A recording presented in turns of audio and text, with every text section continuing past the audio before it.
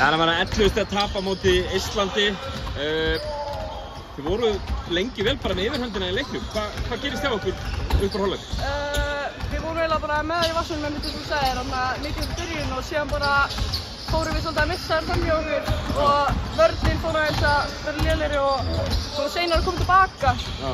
Og svo voru þær líka bara að hitta betur við og mótnar og svona. Það var svolítið þannig að það var í fyrirhálfleiknum voru þið að setja skotin ykkur svolítið. Það var svolítið hraður leikur.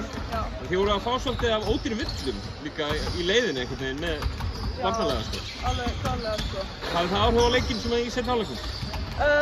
Já, pínu, en við náttúrulega reynum að láta svoleiðis bara hafa einhvern áhuga á okkur, en minn en að gera það allavega, svo já. Nú er þetta, ég meina leikurinn í gær móti Danmörku þar sem þið lendið undir snemma á einhvern veginn svona þungu leikur fyrir ykkur. Já.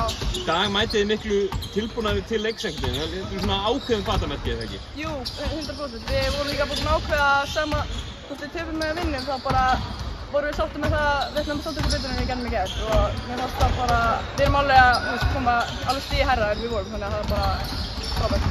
Svíþjóð og Finnland, Svíþjóð fyrst eða Svíþjóð á morgun, hafið þið eitthvað náðu að skoða þær? Eitthvað pínu já, og ég meina bara öll hörku lið sem við erum að keppa móti sko, það bara geggjað að vera hérna gaman að fá að keppa móti góðum stelpum og bara við ætlum að gera okkur besta líka á morgun. Hvernig líst þér á aðstæður í Kisa Kalljó? Bara mjög vel, þetta er bara geggjað. Frábært, gangið vel.